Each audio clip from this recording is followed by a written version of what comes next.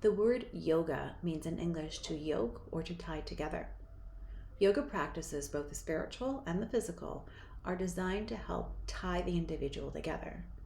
Often, those who engage in extreme or poor coping strategies such as overuse of drugs and alcohol, eating problems such as binging or restricting, excessive shopping, poor money management, self-harm, or risky behaviors tend to feel disjointed or disconnected. Through the work in this workbook, you can begin to build self-understanding and compassion. Building self-understanding and compassion will help you to start to feel less disjointed or disconnected. Yoga has been around for several millennia, passed down through generations orally and then transcribed in the Vedas, the Upanishads, and the Bhagavad Gita, and by Patanjali in the Yoga Sutra. There are several themes central to yoga that appear in Eastern religions such as Buddhism and Hinduism. The Yoga Sutra, written by Patanjali, is the text most often associated with modern yoga practices in the West. In it, Patanjali formally gathered up the practices of yoga into an ordered, consistent system. It's Patanjali's system of yoga that is the foundation for many modern pioneers of yoga, such as Krishnamacharya and his student B.K.S. Iyengar. In the Yoga Sutra, Patanjali lays out the 8 limbs of yoga. Before discussing the 8 limbs of yoga, imagine a tree. Every tree has parts to it that play a specific purpose in helping the tree to survive. It has roots to ground itself and pull nutrients from the soil. It has a trunk for strength, and it has leaves that help it to breathe. And it has branches that hold its leaves and reach for the heavens.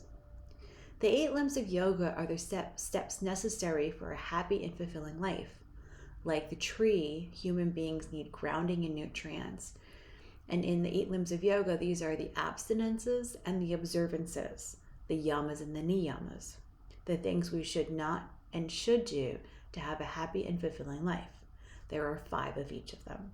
The yamas are the abstinences. The first one is ahimsa, or nonviolence, which means abstaining from hurting yourself or others. The next one is satya, or non-lying, which means abstaining from lying to yourself or to others. The next is astya, which means non-stealing, which means abstaining from taking things that don't belong to you. Then we have brahmacharya, which means control, moderation, and temperance, or abstaining from cheating. And then we have aparigraha, which means non-hoarding or abstaining from having more than you need. The niyamas are the observances, or the things that we do. The first of them is saucha, or purity of mind and of body, eating healthy and exercising. The next is santosha, contentment and acceptance of the present moment. Then we have tapas, lust for life, and practice, a drive to improve continuously. Then there's pranatara, which is self-education, continuously learning and growing. And finally, we have ishva pranadhana, which means dedication to a higher power, or the understanding that we are part of something that's bigger than ourselves. The next limb in the 8 limbs of yoga is pranayama. This word can be broken down into 2 parts: prana, which means life force, and yama, which means restriction. There is one element humans cannot live without, and that's oxygen. So the life force for all humans is air or breath. Being that prana then means breath and yama means restriction, pranayama literally means breath restriction or breath work.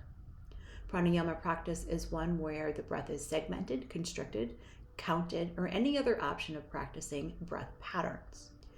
In ancient times, a practitioner of yoga had to master the yamas, the niyamas, and pranayama before moving into the physical practice of asana. Asana is what many of us think of when we hear the word yoga. Asana is the trunk of the tree of yoga, the strength and the flexibility. The next 3 limbs are parts of meditation practice.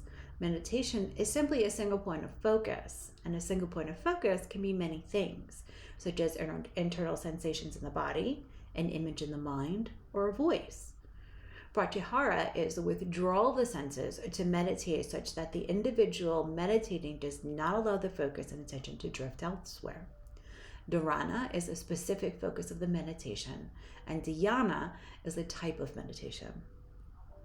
The eighth limb of yoga is samadhi, which represents oneness with the universe in a state of enlightenment.